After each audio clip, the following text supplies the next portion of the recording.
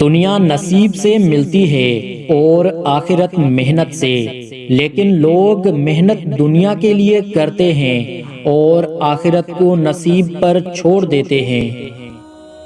خدا تجھے اس حال میں بھی نہیں بھولا جب تو بے ہوش پڑا ہوا نطفہ تھا، تجھے جان، طبیعت، عقل، سمجھ، گویا تدبیر و فکر اور ہوش عطا کیا، ہتھیلی پر 10 انگلیاں بنائی اور تیرے کندھوں پر 2 بازو پیدا فرمائے۔ ایک کم ہمت، اب تو یہ سمجھ رہا ہے کہ وہ تجھے روزی دینا بھول جائے گا۔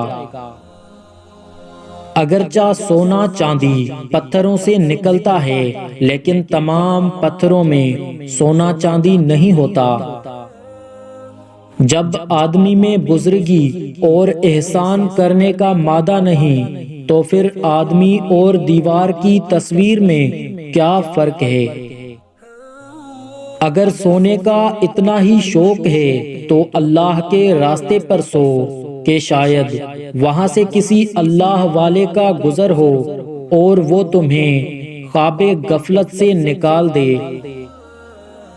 اللہ کا مقصد انسان کو پیدا کرنے کا صرف یہ ہے کہ انسان ایسی آنکھ اور دل حاصل کر لے جو اس کی وحدانیت کو سمجھ سکے۔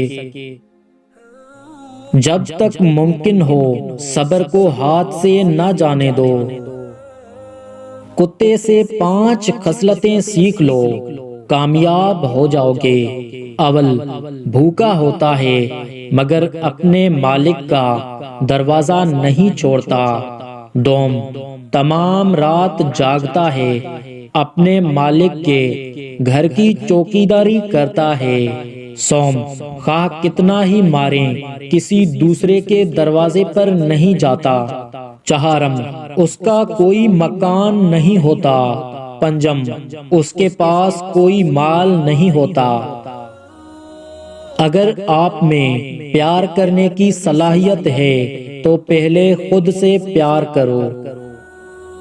لوگ بہت عجیب و غریب ہیں، وہ معمولی چیزوں سے ناراض رہتے ہیں لیکن اپنی زندگی کو مکمل طور پر ضائع کرنے جیسے بڑے معاملے پر توجہ نہیں رہتی۔ سمجھدار آدمی گہری بات کو آسان طریقے سے پیش کرنے کی صلاحیت رکھتا ہے۔